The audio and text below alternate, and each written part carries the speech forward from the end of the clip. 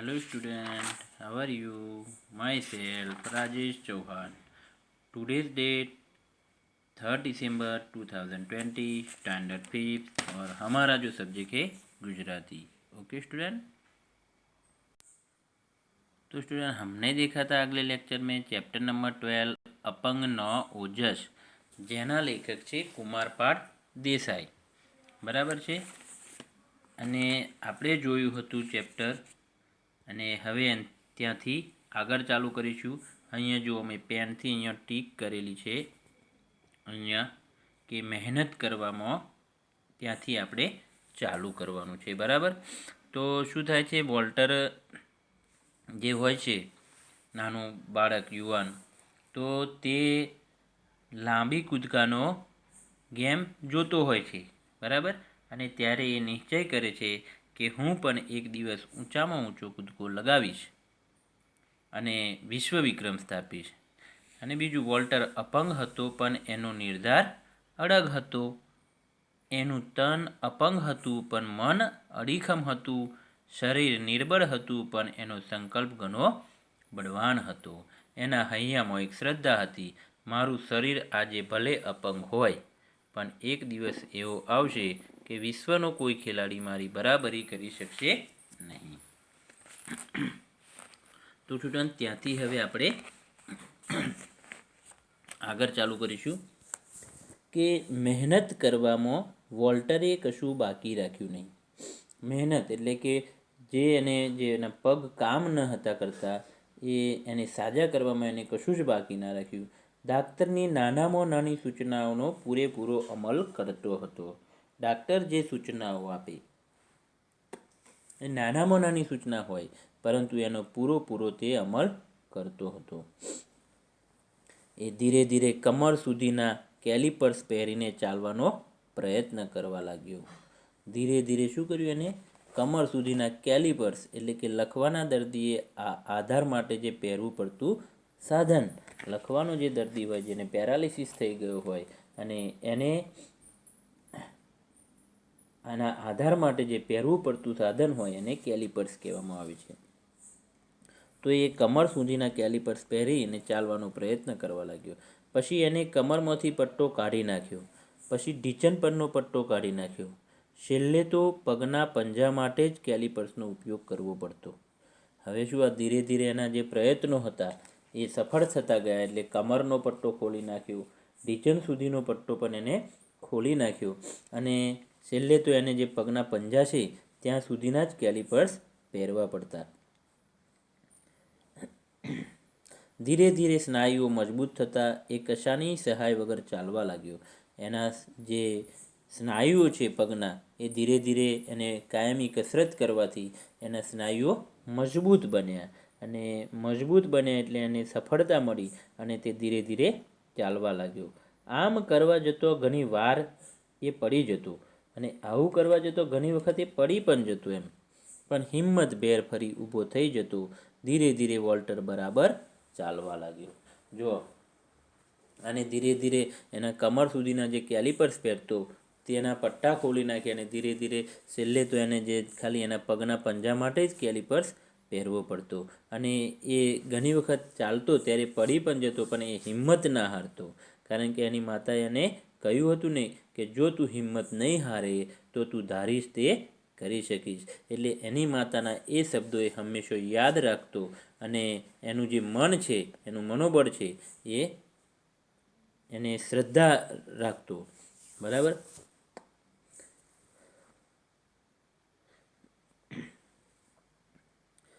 અને આમ પડી પણ જતો અને હિંમતભેર ફરી પાછો ઊભો થઈ જતો, અને ધીરે ધીરે વોલ્ટર બરાબર ચાલવા લાગ્યો। એની માતાએ રોપેલી શ્રદ્ધા સાકાર બનવા માંડી। મનોબળના સહારે વોલ્ટરે એક અદ્ભુત સિદ્ધિ મેળવી। મનોબળના સહારે, અદ્ભુત એટલે આશ્ચર્યજનક, અવલૌકિક, બરાબર, એક અદ્ભુત સિદ્ધિ મેળવી એમ। ખુદ ડાક્ટરો પણ મોંમાં ઓગળા નાખી ગયા, પણ વોલ્ટરની ઈચ્છા હજી અધૂરી હતી। એને ઈચ્છા હતી તો ઊંચા કૂદકાની સ્પર્ધામાં વિશ્વ વિજેતા બનવાની હતી।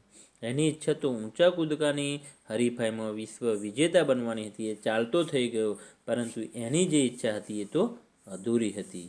એને તો વિશ્વ વિજેતા બનવું હતું.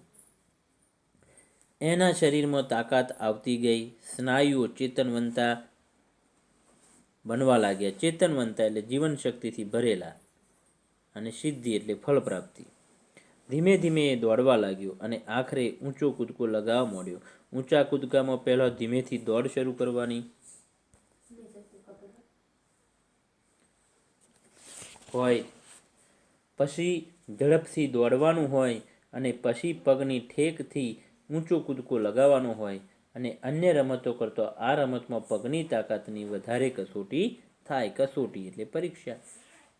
એટલે અન્ય રમતો જે હોય એના કરતાં જે આ ઊંચા કૂદકાની રમત છે એમાં પગની જે તાકાત છે એ વધારે ધ્યાન આપવું પડતું એમ. વોલ્ટરે ધીમે ધીમે આ બધી કળામાં પારંગત બન્યો. વોલ્ટર ધીમે ધીમે બધી કળાઓ જે છે ઊંચા કૂદકાની એમાં પારંગત બન્યો, એટલે કે પૂરેપૂરો માહિતીગાર થયો, પ્રવીણ થતો ગયો એમ.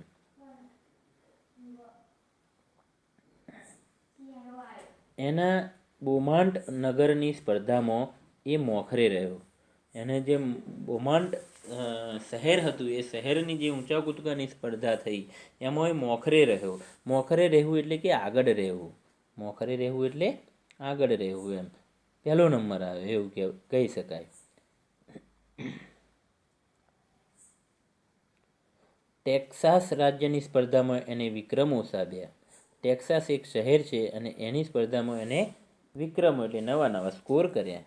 એની કાબેલિયત એટલે હોશિયારી, બાહોશી જોઈને એના દેશે એને ઓલિમ્પિક સ્પર્ધામાં ભાગ લેવા મોકલ્યો. એની આ કાબેલિયત જોઈને એના દેશે એને ઓલિમ્પિક સ્પર્ધામાં ભાગ લેવા માટે મોકલ્યો. ફિનલેન્ડ દેશના હેલ્સિંકી શહેરમાં 15મી ઓલિમ્પિક સ્પર્ધા યોજાઈ.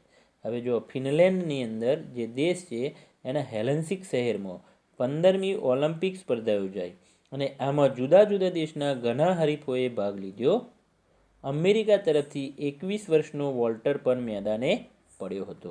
હવે આ વોલ્ટર 21 વર્ષનો થઈ ગયો, ચાલતો થઈ ગયો, ઊંચા કૂદકા લગાવતો થઈ ગયો, અને ઊંચા કૂદકામાં એ ઓલિમ્પિકની ગેમમાં પણ ગયો, જ્યાં હેલ્સિંકી શહેરમાં યોજાઈ હતી. ઓલિમ્પિક એટલે જગતનો સૌથી મોટો રમોત્સવ. હવે આ ઓલિમ્પિક એટલે આ જગતનો એટલે કે વિશ્વનો સૌથી મોટો રમતોત્સવ. આમાં ઠેર ઠેરથી ખેલાડીઓ આવે. ઓલિમ્પિકમાં વિજય મેળવવો તે ખેલાડીના જીવનની સૌથી મોટી ઈચ્છા હોય છે. ઊંચા કૂદકાની સ્પર્ધા માટે વોલ્ટર મેદાન પર આવ્યો. હવે જે ઊંચા કૂદકાની સ્પર્ધા શરૂ થઈ અને એ ઊંચા કૂદકાની સ્પર્ધા માટે આ વોલ્ટર મેદાન પર આવ્યો. 2 મીટર અને 5 સેન્ટીમીટરની ઊંચાઈ ધરાવતા વોલ્ટરે જેટલો ઊંચો એનો કોઈ હરીફ ન હતો. આ 2 મીટર અને 5 સેન્ટીમીટર ઊંચાઈ ધરાવતો વોલ્ટર એના જેટલો એનો કોઈ હરીફ ન હતો. જગતના ચુનંદા હરીફો એની સામે ખડા હતા. વોલ્ટરનો તો સિદ્ધાંત હતો કે કદી હતાશ થઈને કામ છોડવું નહીં. કામ પાર પાડીને જ અટકવું. વોલ્ટરે કશાય સાધનની સહાય વિના દોડીને ઊંચો કૂદકો લગાવ્યો. વોલ્ટરે કશાય પણ સાધનની સહાય વગર દોડીને ઊંચો કૂદકો લગાવ્યો.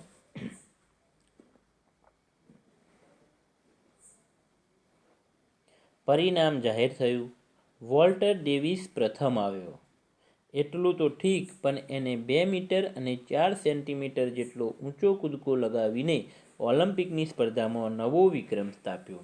જો આ વોલ્ટર છે એ પ્રથમ તો આવ્યો જ, પરંતુ 2 મીટર અને 4 સેન્ટીમીટર જેટલો ઊંચો કૂદકો લગાવીને ઓલિમ્પિક સ્પર્ધામાં એને નવો વિક્રમ સ્થાપ્યો. હવે આ વોલ્ટરની ઊંચાઈ કેટલી છે તો 2 મીટર અને 5 સેન્ટીમીટર એની ઊંચાઈ છે, પરંતુ એને 2 મીટર અને 4 સેન્ટીમીટર જેટલો ઊંચો કૂદકો લગાવ્યો. એટલે કે એની જેટલી હાઇટ છે એટલો ઊંચો કૂદકો એને લગાવ્યો. આ 15મી ઓલિમ્પિક સ્પર્ધાના પહેલા જ દિવસે પ્રથમ ઓલિમ્પિક વિક્રમ સ્થાપનાર વોલ્ટર ડેવિસ બન્યો. એને સુવર્ણચંદ્રક મળ્યો. તાળીઓના ગડગડાટથી વાતાવરણ ભરાઈ ગયું. વોલ્ટરની સિદ્ધિ રમતની દુનિયામાં માન પામી. એનો પુરુષાર્થ લોકોના દિલમાં આદર પામ્યો આ સિદ્ધિ પછી પણ વોલ્ટર ડેવિસ આનાથી પણ ઊંચા કૂદકા લગાવ્યા. એક બિનસત્તાવાર સ્પર્ધામાં તો એને 2 મીટર અને 13.5 સેન્ટીમીટરનો ઊંચો કૂદકો લગાવ્યો હતો. વોલ્ટર જીવન અને રમતના મેદાનો સાચો વિજેતા બન્યો. જે વોલ્ટરને માટે ડાક્ટરોએ કહ્યું હતું કે કદી પણ જાતે પોતાના પગ હલાવી ચલાવી શકશે નહીં, એ વોલ્ટર મન અને તનની તાકાતથી જગતમાં ઊંચામાં ઊંચો કૂદકો લગાવનારો માનવી બન્યો. એને બતાવ્યું કે અપંગ અથવા અશક્ત એ લાચાર કે અસહાય નથી. એ હિંમત ન હારે તો ધારે તે કરી શકે છે. અને છેલ્લે એની માના જે શબ્દો હતા કે તું હિંમત ના હારીશ તો તું ધારે તે કરી શકીશ. તો એ શબ્દો અહીંયા સાકાર થાય છે અને એને આ જે વિશ્વ વિજેતા બનવામાં એની માની પ્રેરણા પણ એને મદદ કરે છે. તો સ્ટુડન્ટ, હવે આપણે શબ્દ સમજૂતી જોઈશું. ઓજસ એટલે કે માણસના વિશેષ કે ખાસ ગુણ, બળ, પ્રતિભા અને તેજ, એને ઓજસ કહેવાય. નિષ્ક્રિય, નિષ્ક્રિય એટલે ક્રિયા રહિત, ક્રિયા ન કરતું હોય તેવું. નિર્ધાર, નિર્ધાર એટલે અગાઉથી ધારેલું અથવા નિર્ણય. કેલિપર્સ, લખવાના દર્દીએ આધાર માટે પહેરવું પડતું સાધન. પારંગત એટલે કે હોશિયાર અથવા પ્રવીણ. અને ઓલિમ્પિક દર 4 વર્ષે યોજાતો વિશ્વ રમોત્સવ. વિક્રમ એટલે કોઈ પણ સ્પર્ધાત્મક ક્ષેત્રમાં નોંધાયેલી મહત્તમ સિદ્ધિ. અને પુરુષાર્થ એટલે ઉદ્યમ અથવા મહેનત ને પુરુષાર્થ કહેવાય. હવે છે રૂઢિપ્રયોગ કે મોંમાં ઓગળા નાખવા એટલે ખૂબ આશ્ચર્ય પામવું. જુઓ, ભાષા સજ્જતા. જોડાક્ષરવાળા શબ્દોમાં જોડાક્ષર પૂર્વે ઈ કે ઉ સ્વ છે તે જુઓ. તો જુઓ અહીંયા નિષ્ક્રિયમાં ઈ, મોટો ઈ. વિશ્વ વિક્રમમાં ઈ, ઉત્સુકમાં ઉ, સિદ્ધિમાં ઈ, ઓલિમ્પિકમાં ઈ અને જુસ્સોમાં ઉ હસ્વ છે એટલે કે નાની અને નાનો ઉ છે. બરાબર. હવે પ્રશ્ન છે કે નીચેના દરેક પ્રશ્નોના ઉત્તર એક એક વાક્યમાં આપો. તો અહીંયા છે કે વોલ્ટરના શરીર પર લખવાની શી અસર થઈ? તો એનો ઉત્તર છે લખવાના કારણે વોલ્ટર એના શરીરનો એક પણ સ્નાયુ જાતે હલાવી ચલાવી શકતો ન હતો, તેમજ તેના હાથ પગ પણ કામ કરતા બંધ થઈ ગયા હતા. સેકન્ડ, ડાક્ટરોએ વોલ્ટરના રોગ વિશે શું અભિપ્રાય આપ્યો? ડાક્ટરોએ વોલ્ટરના રોગ વિશે અભિપ્રાય આપ્યો કે આ બાળક ક્યારેય પણ જાતે પગ હલાવી ચલાવી શકશે નહીં. તેને લાકડાની ઘોડી કે વ્હીલચેરની આધારે જિંદગીભર ચાલવું પડશે. થર્ડ, વોલ્ટરે એના પગને શું કહ્યું? આનો ઉત્તર છે વોલ્ટરે એના પગને કહ્યું કે મારા શાંત મૂગા દોસ્તો, એ વિશ્વાસ રાખજો કે એક દિવસ ચાલી શકશો, દોડી શકશો, જાત જાતના કૂદકાએ લગાવી શકશો, પણ ત્યાં સુધી તમે હિંમત હારશો નહીં અને હુંય હિંમત નહીં હારું. 4 નંબર છે માતાએ પુત્રને શી પ્રેરણા આપી? આનો ઉત્તર છે માતાએ તેના પુત્રને કહ્યું કે શાબાશ બેટા શાબાશ, તું જરૂર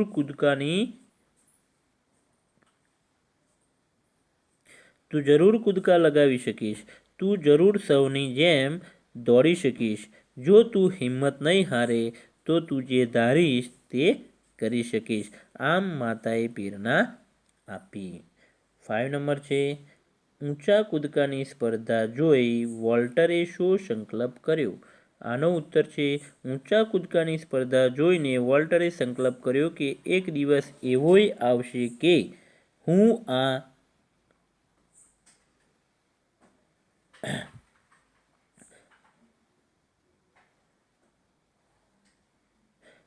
આના પરથી દુનિયાભરમાં ઊંચામાં ઊંચો કૂદકો લગાવીશ. અરે હું તો વિશ્વ વિક્રમ સ્થાપીશ.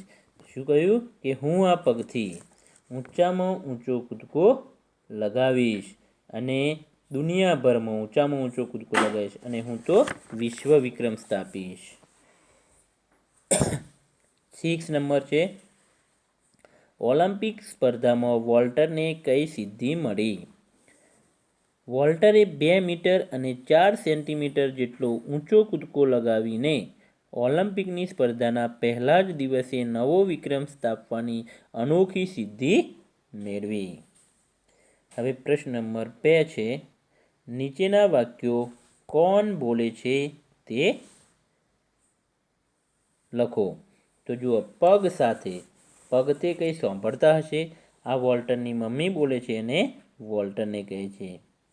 સેકન્ડ વાક્ય છે, જો તું હિંમત નહીં હારે તો તું જે ધારીશ તે કરી શકીશ. આ પણ વોલ્ટરની મમ્મી બોલે છે અને વોલ્ટરને કહે છે.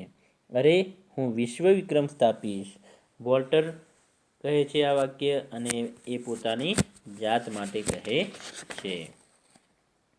હવે છે પ્રશ્ન નંબર 3, નીચેના કારણ આપો. એમાં ફર્સ્ટ છે, વોલ્ટરે વિશ્વ વિક્રમ સ્થાપવાનો નિશ્ચય કર્યો. કારણ કે, તો એનો ઉત્તર છે, કારણ કે વોલ્ટર ઊંચા કૂદકાની રમત જોતો હતો ત્યારે તેને પણ કૂદવાનું મન થયું, પરંતુ પોતાની અપંગતા જોઈને તે નિરાશ થયો અને તેને તેના માના શબ્દો યાદ આવ્યા, જો તું હિંમત નહીં હારે તો ધારીશ તે કરી શકીશ. અને જ્યારે તેની ઉંમરનો છોકરો વિજેતા બન્યો અને ઇનામ મેળવ્યું એટલે તેને થયું, હું પણ એક દિવસ ચાલીશ, દોડીશ અને કૂદકા લગાવીશ અને એક દિવસ હું ઊંચામાં ઊંચો કૂદકો લગાવીશ અને વિશ્વ વિક્રમ સ્થાપીશ.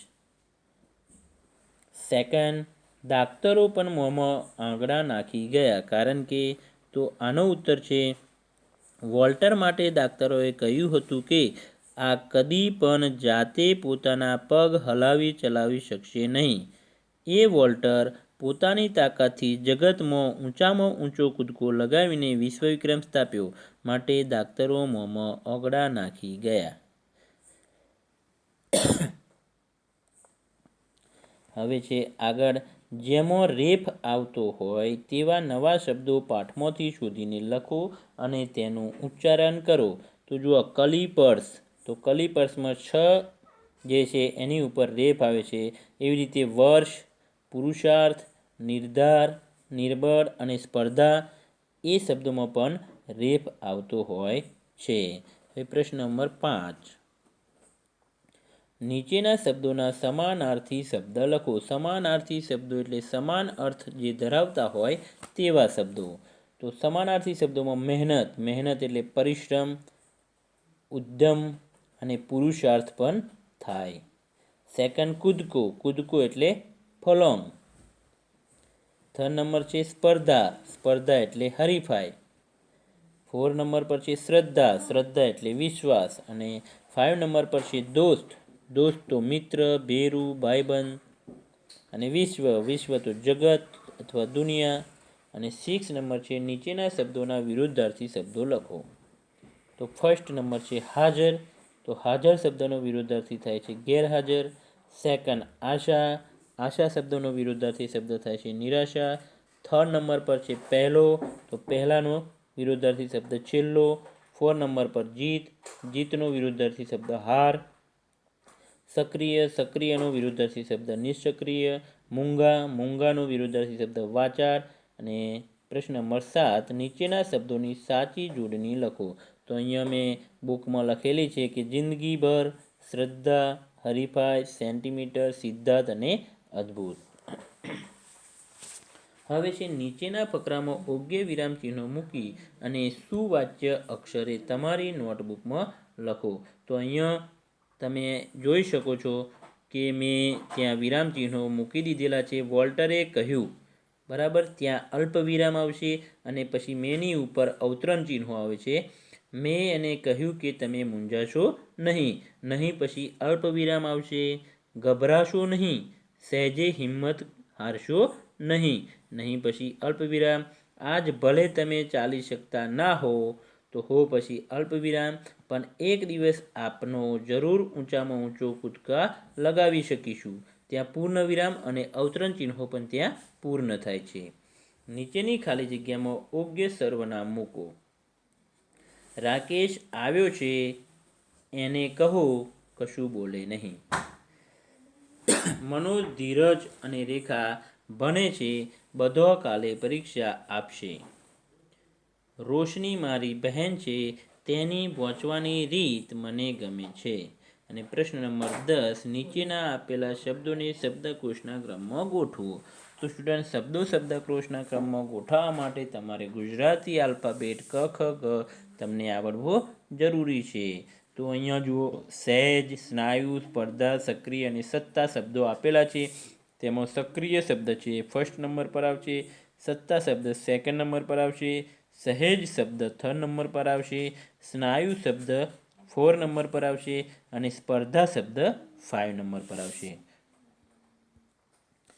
તો સ્ટુડન્ટ, અહીંયા આપણું ચેપ્ટર પૂરું થાય છે અને આવતા વિડીયોમાં આપણે આગળનું ચેપ્ટર જોઈશું. Okay student, thank you.